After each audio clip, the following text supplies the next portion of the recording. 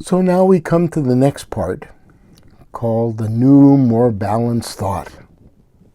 So the older method went from cognitive distortions directly to rational response. This was called the three-column technique. A person had a situation, they were in with feelings and thoughts. Actually, it had four columns. The person had a situation, and then after that they had their thoughts and feelings, and then they identified the cognitive distortion, and then they switched right over to a rational response. Well, the Greenberger and Podesky model breaks that down into looking at evidence that supports the hot thought and the evidence that doesn't support it 100%. We've covered that in a prior video. Now we're going to use these evidence columns to help us look at evidence from both boxes and come up with a more balanced thought. So we're going to combine the evidence that supports with the evidence that doesn't support it 100% and come up with a more balanced thought. So I'm going to give an example. This is an example from our earlier videos when we were talking about the 16-year-old female who had the situation where her friends called her to go out, but she was grounded, and her mom wants her to watch her kid brother so the mom can go out. So she rated this hopeless 95, and anger 95, sad 75, and frustrated 80. Remember the situation, her automatic hot thought was, it's not fair that I'm stuck here, having to watch my younger brother. Yes.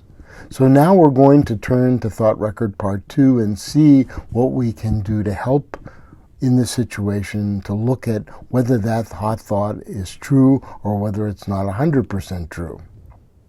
So the evidence that supports her hot thought is true is that I'm not supposed to care for my brother always.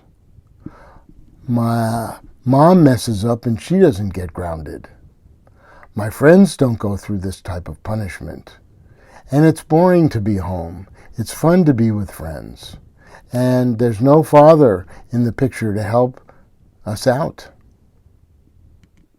So again, this hot thought, it's not fair that I'm stuck here, we can say, is emotional reasoning. I feel it that's that way. I'm taking it personally, and it's either all one way or all the other way. Now let's look at the evidence that the automatic thought is not 100% true. This is more challenging, so this young lady needed help from the therapist to come up with these ideas. I did do something wrong, well, and getting punished is probably right. Helping mom is better than running the streets. This situation won't last forever. There are family problems, but becoming more responsible is the best way out. And if I'm cooperative, maybe mom would let me have a friend over to help me watch the brother and let me have at least some situation that might work. And so the more balanced thought is, I know that it's not normal to have a difficult, I know that it's normal to have a difficult time with groundings. Being able to accept this and following mom's rules gives me the best chance to earn my privileges back. And so the new behavioral response is that she turns back around and goes back into the house. And in the real situation, when she did that, she actually had her mom react in a surprised way and say to her, oh, this is different for you to come back and not run out. So the therapist has told me to positively reinforce you. So, okay, you can have one friend come over and make sure that you're responsible to take care of your brother. So this was a lot more effective. So her hopelessness went down to 55, her anger went down to 50, sad went to 20, and frustrated went to 50. It's not perfect, but it's better than it was. And that's what we're looking for, is to change this 10% 50% even change is significant enough to reduce a person's depression. I'd like to give one more example from Thought Record Part 1, when we talked about the example of what it was like to be experiencing COVID. We're in the middle of a pandemic, anxious, 80, sad, 75, concerned, 71, hopeful, 75 to 80. So the automatic thoughts are here. I don't like wearing a mask all the time. I'm concerned about my loved ones. I don't want them to get sick. I'm worried about how this will affect the rest of the world. I hope people will develop a vaccine soon. So the initial behavioral response is I'm wearing a mask even when uncomfortable, and I use social distancing as much as possible. I try not to make any comments to other people who are not doing these things, because that could make the situation worse. So now let's turn to Thought Record Part 2 with the second example. I'm fearful that COVID will never end. I'm worried about how things will affect the rest of the world. So the person it would be nice just to do one automatic thought, but here the person combines these two.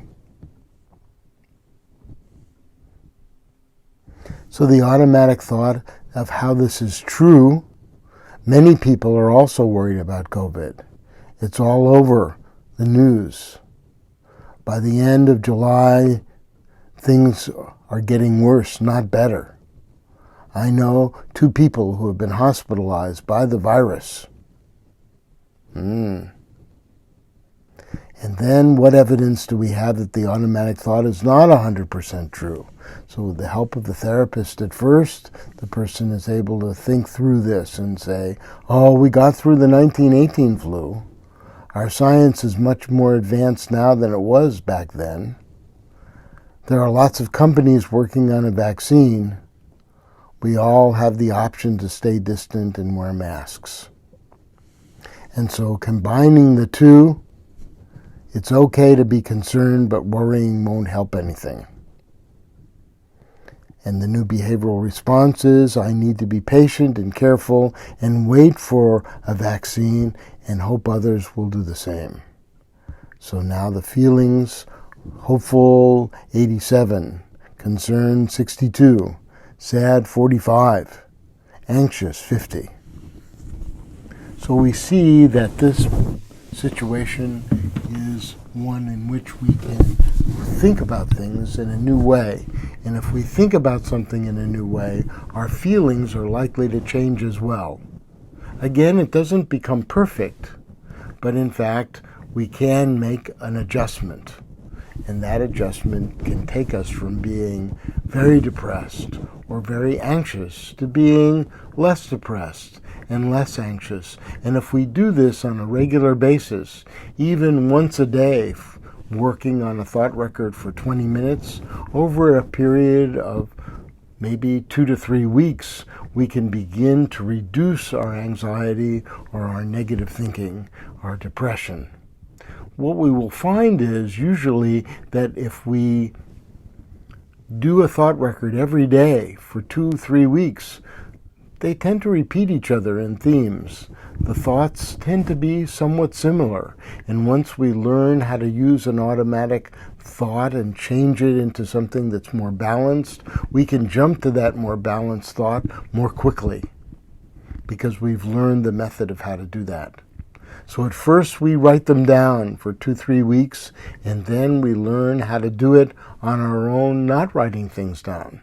But we find that it's very valuable at first, when you're learning this, how to write down your automatic thoughts, not to try to do it all in your head at first. I hope that this explanation of how to use thought records will be helpful to you. I hope that you're able to use this with your therapist. Thank you so much for your attention.